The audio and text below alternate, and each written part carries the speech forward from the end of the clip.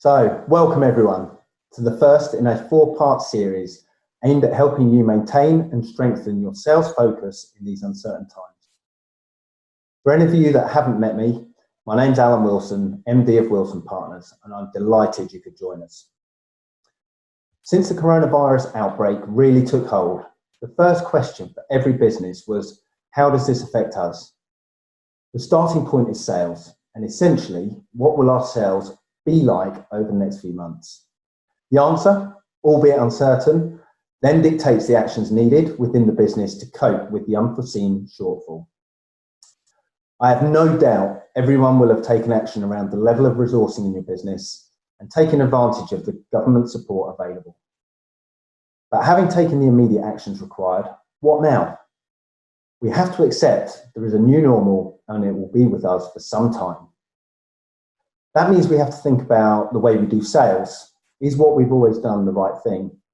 Can we learn and adopt new skills and processes that will equip us to accelerate out of this crisis, whenever that may be for you? Even if we're relatively unaffected at this stage, or indeed thriving, we can always do things better. There's arguably more time than ever for many of us to be focusing on sales, and that's why we've put together this series, a practical guide to maintaining your sales focus through COVID-19. We're delighted to have teamed up with Will Palmer of Sandler Training.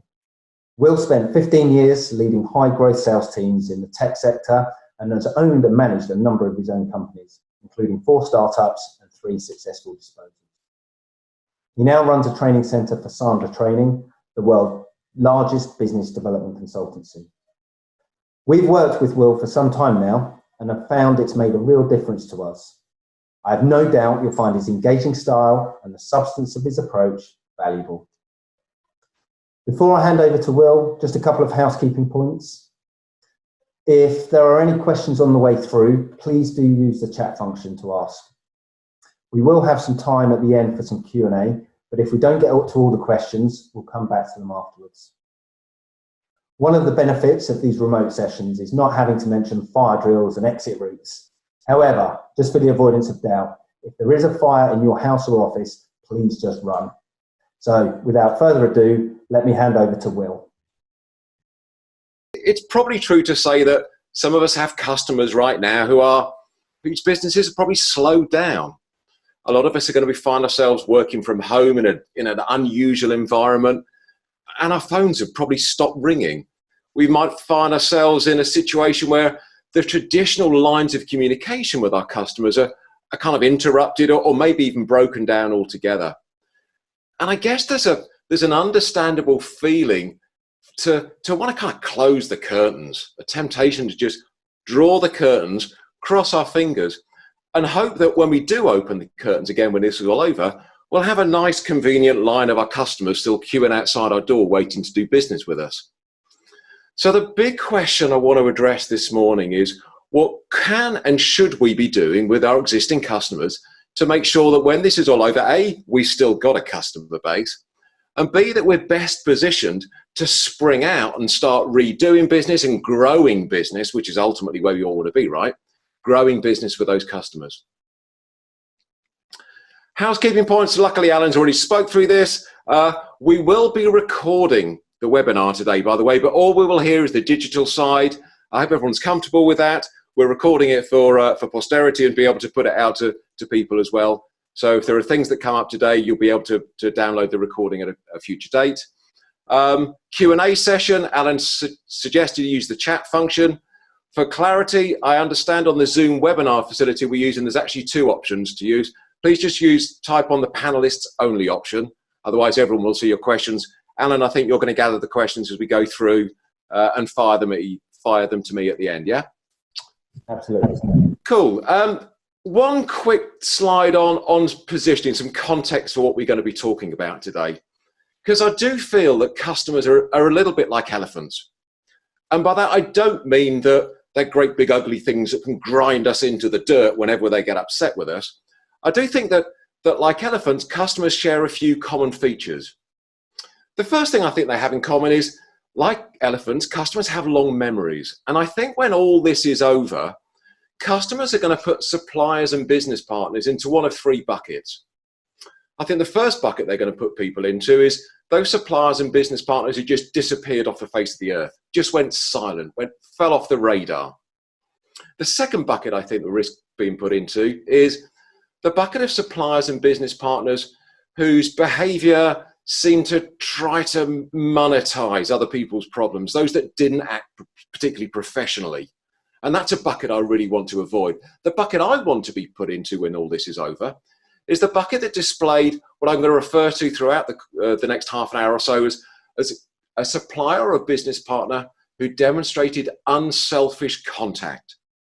And I think it's those suppliers and business partners who demonstrated unselfish contact at during this period who are going to be best placed when we come out and start reconvening normal business practice once again.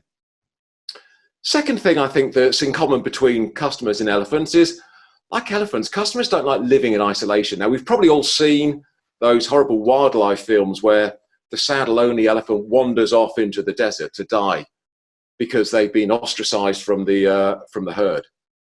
Just like elephants, customers don't like living in isolation. They might feel, we have probably got customers out there now who feel lonely, feel struggling, and they're looking for support. But the thing is, let's not fall into the trap of assuming we know who those are and who those aren't. We should have a world where we're not guessing. We should have a structured way of finding out how our clients are feeling, and to wrap our arms around them.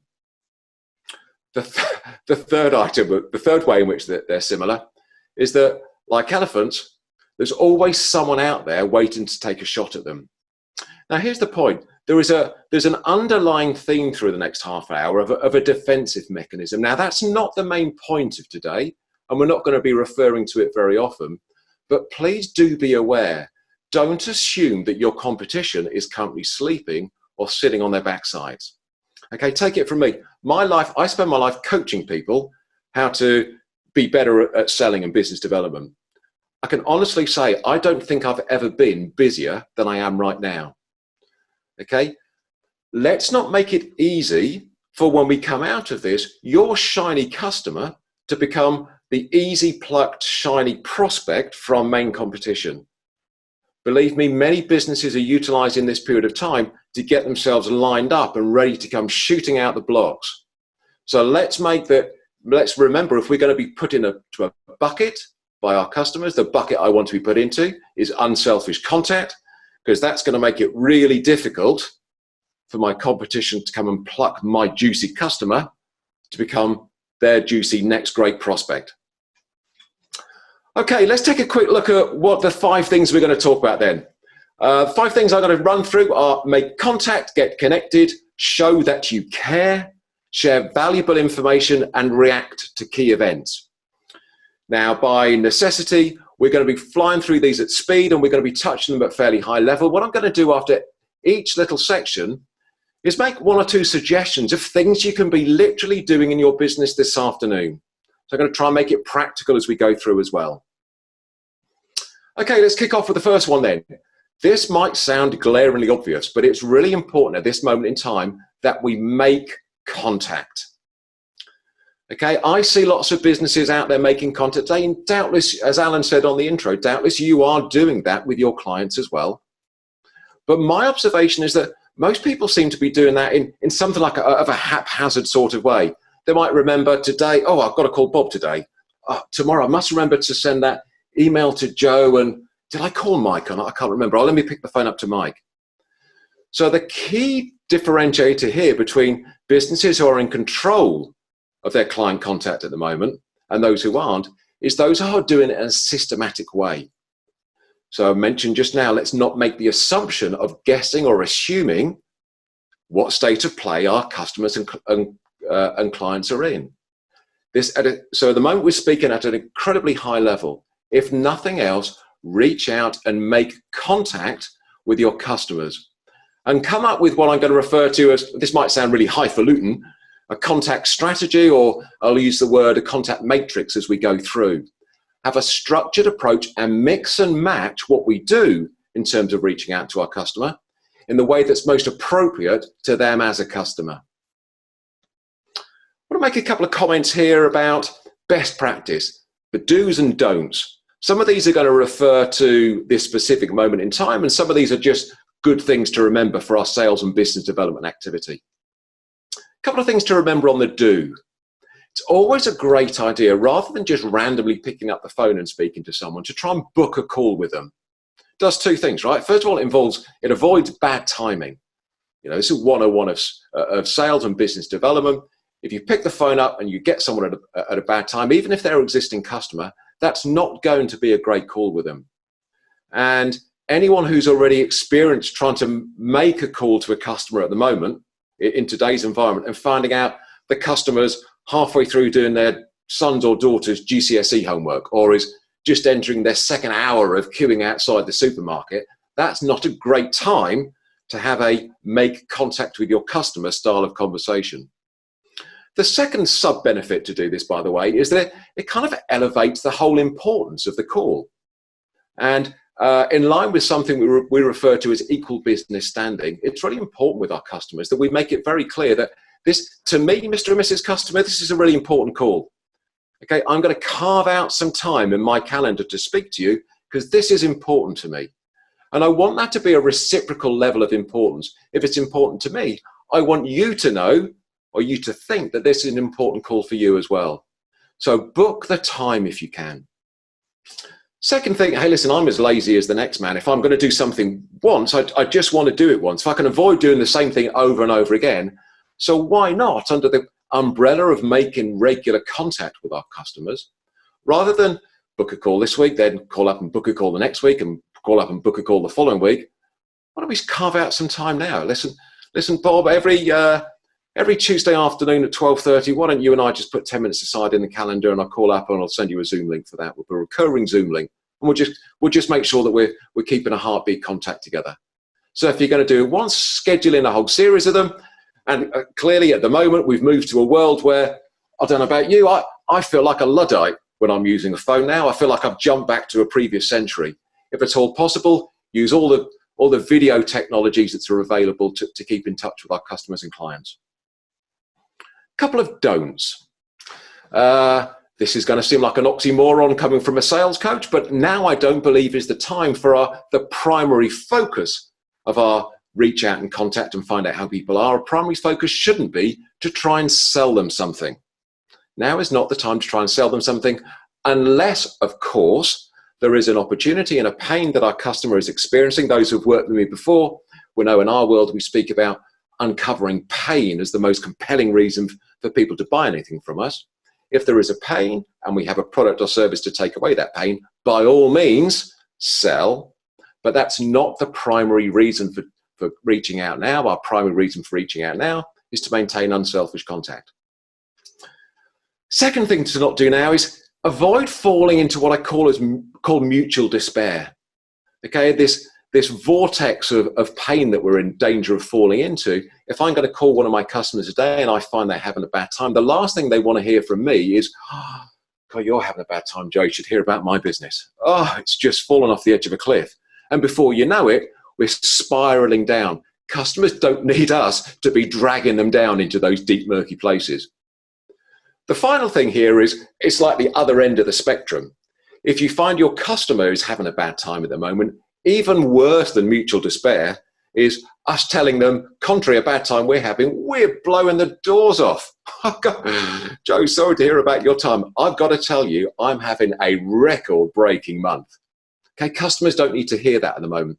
For those of you on the call who get involved in the use of transactional analysis, TA, in their communication styles with customers, the ego state we should be communicating with in this scenario is the ego state of nurturing parent.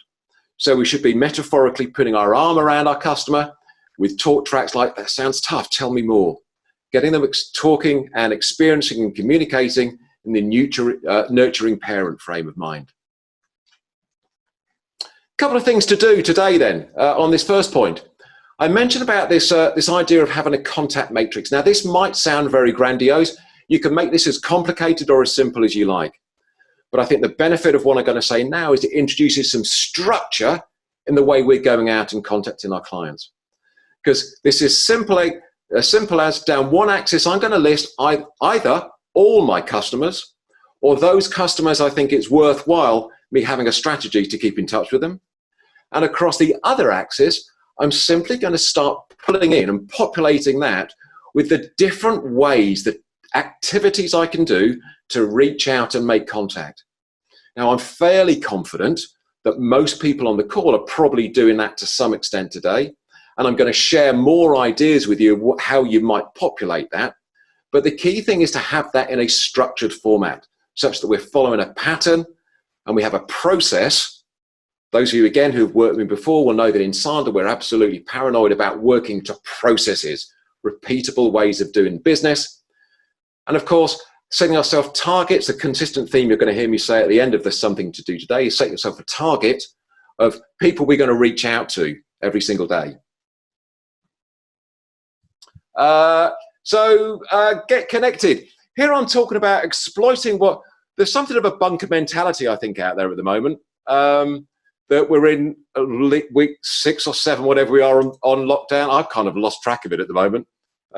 But I think there's something we can exploit here. And what we can exploit is LinkedIn.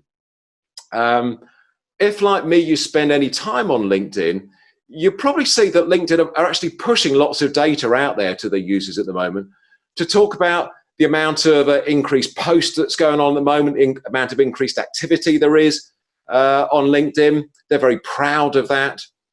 Anecdotally, I'm also hearing that people are actually much more receptive to connecting at the moment.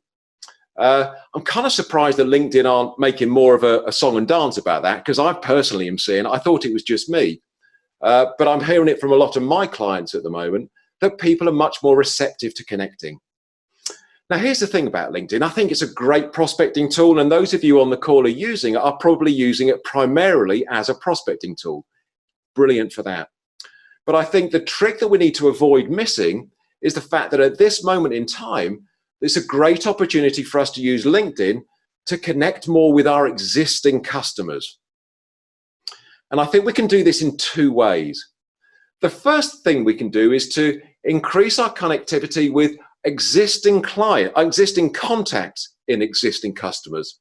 So those people who we would deal with on a daily basis. We did some work at Sandal last year that researched and showed that typically we're actually connected with under 30% of our key contacts. Okay, that means 70% of the people we would normally consider to be our key contacts, we're just not connected with on LinkedIn. And when we followed that up and asked people why that was, the very simple answer was, I'm just too busy. I'm too busy to connect with people I know. Why would I bother doing that? So now maybe is a time where we're possibly not as busy as we would be at other times. Let's get connected with those people we know. The second way of connecting to our existing clients and customers is to expand our footprint out to people within our existing customers who are not our key contacts. So let's go wider and deeper with our contact base inside our existing customers. 2 standout advantages of doing that. When we come out of where we are now and we fall back into a world where we're looking at our own sales strategies, one of the great levers we can pull in sales world is growing our existing customer base. Yeah, there's the classic 3 stages to a customer journey. Finding someone to speak to, what do we say to them when we found them? How do we grow them when we've won them? So when we go into a world of wanting to grow our customers, upselling and cross-selling inside our existing customers, now's a great time to increase the likelihood of those people being receptive to us when we do that upselling and cross-selling, because they're already linked to us on LinkedIn. The second benefit for doing this now is that, let's not forget, people move about, right? People are going to leave. They might be working for a customer of ours today. At some point, they are likely to leave that. It's much, much easier to get connected with them on LinkedIn at this moment in time when there is some form of loose connection between us. They work for one of them. I am a supplier and a business partner of your company. Rather than in 6 months or 12 months time when they're a random individual working for a random customer that we're just trying to reach out to. So carpe the diem and get connected more, increase your LinkedIn connectivity activity right now. Something to do today here. Many of you will do this. I'm constantly surprised that more people don't have this, which is the simple technique of having your 3 standardized LinkedIn reach out connection requests. Okay, the standout reason why people stop doing LinkedIn connections is it just becomes such an onerous task every day.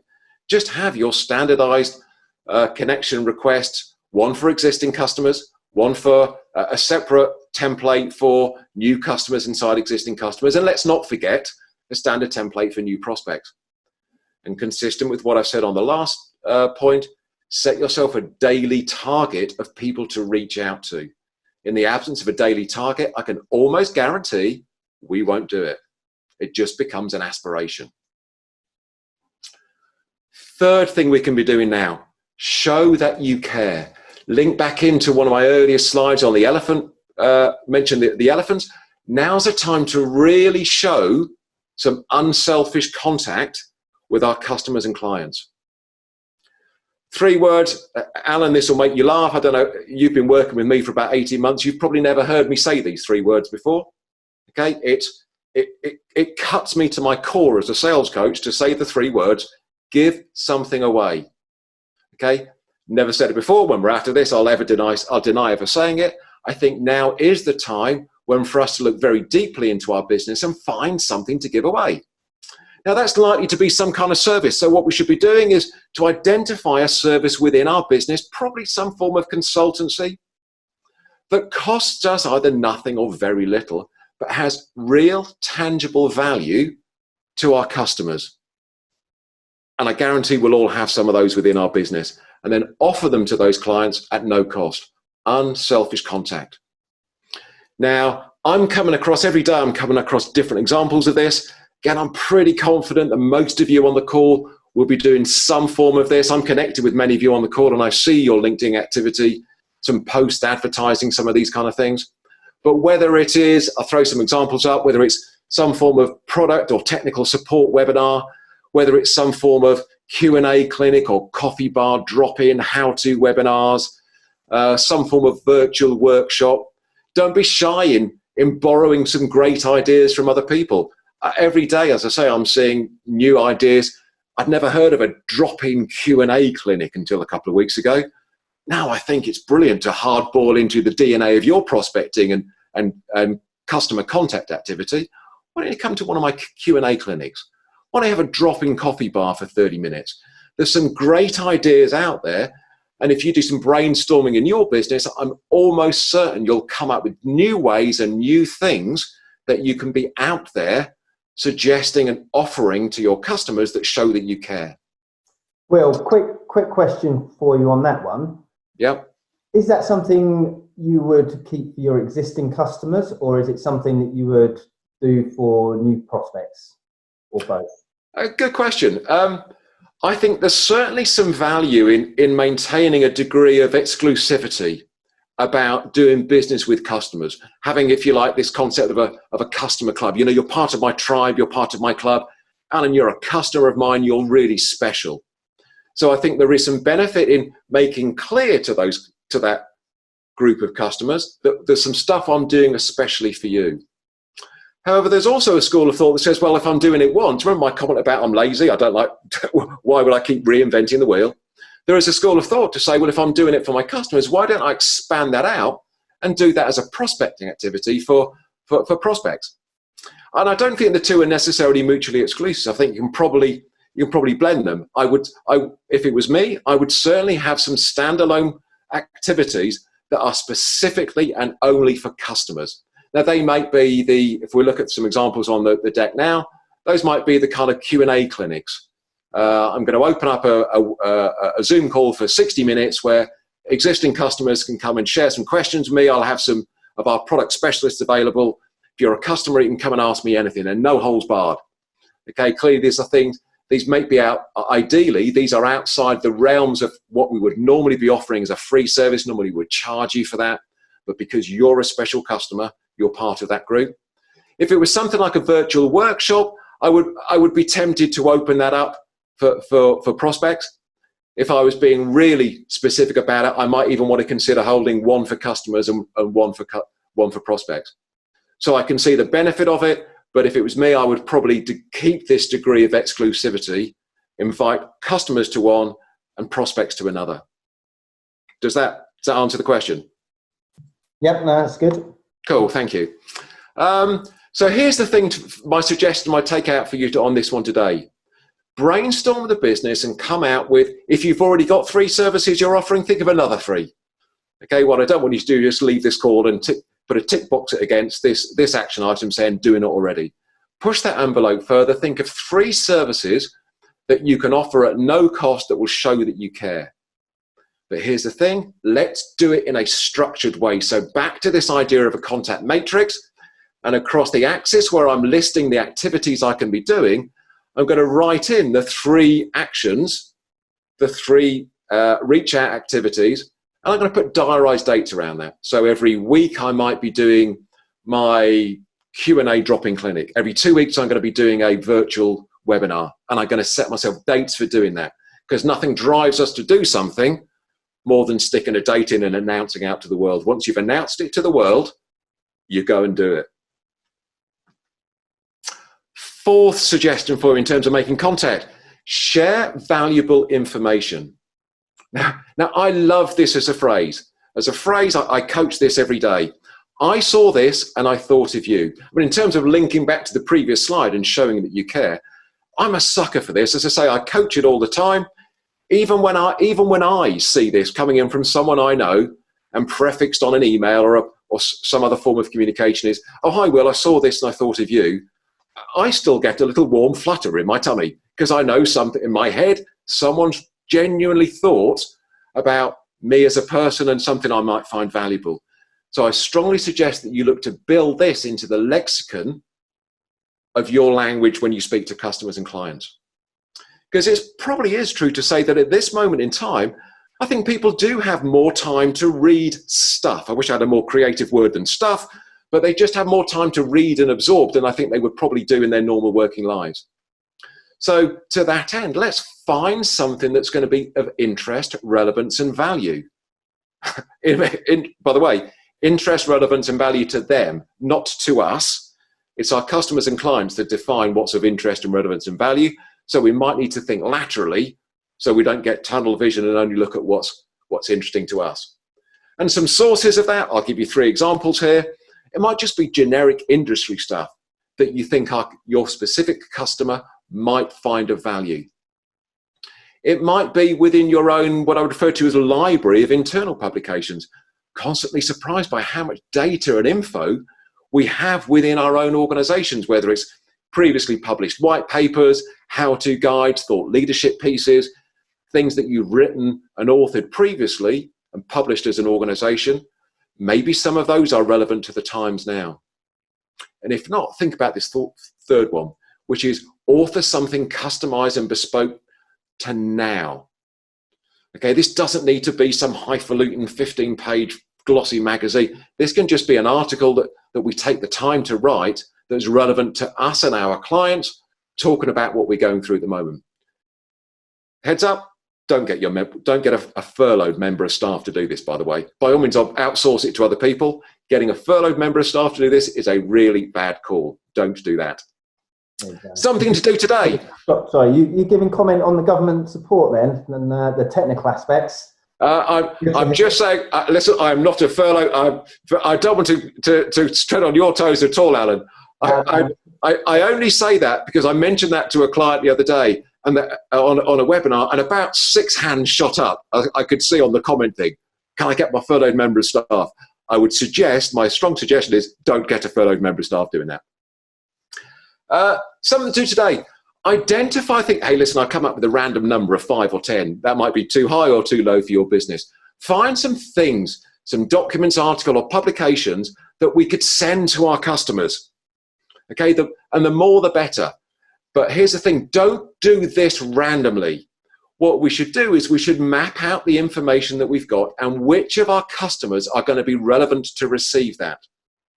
And consistently drawing you back to our contact schedule, our contact strategy, and our contact matrix, highlight which piece of information is most relevant to send to which person.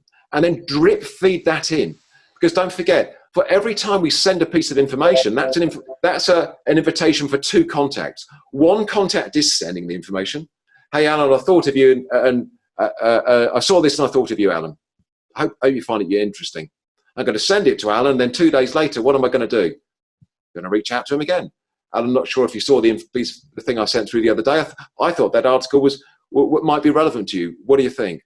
So everything I send is 2 opportunities to touch out. So if I map out 5 things to send over the course of the next month, that's 10 individual reaches out to that customer. Last thing, react to key events. Now, this is something is a great thing to be doing in business development and sales in general, by the way, but particularly relevant now. There's so much stuff going on. If you're anything like me, your phone's probably pinging every 30 minutes with a new announcement, a new initiative. Those of us who work in selling to international markets, of course, there's stuff going on in different countries as people are trying to come out of lockdown at different rates. Keep your radar up and your eyes open, that's not mixing the metaphors too much, for key events that impact your customers and clients at both a micro and a macro level. So at a macro level, what's happening within the business, within the global economy, with our national economy or international economy, and micro down to things that are affecting people within your customer base. Because I'm finding at the moment that people are falling into a couple of camps. I'm speaking to lots of business owners and senior execs who have an idea, who think they know what's going on, but are actually looking for some form of third-party validation from a trusted advisor to try and figure out whether what they're thinking is consistent with what other people are thinking. I'm also finding people who are struggling to form any ideas at all at the moment are actually looking for peer group input into that. So this bunker mentality is calling out for people like us to be sending key information and prompting a response. So when we send out, we should react, express an opinion, okay? So it's our opportunity to show how smart we are, to show that we're professional and in control of our own business. Don't forget to ask our customers for their opinion as well. This is a human communication challenge here. We've got to remember that people like being asked for their opinion. So do that as well. Final something to do today. Look at what's gone on. I've said 72 hours. Look at what's gone on in the last 3 days. So much information's come out of the woods just since the weekend. Look back at that today and figure out what's worthy of comment to your customers. Carve out 20 minutes each day to review what's happened and where that might be relevant. And the final thing I'll say on this is that of all the things we've spoken about, this is potentially the most time and resource sucking.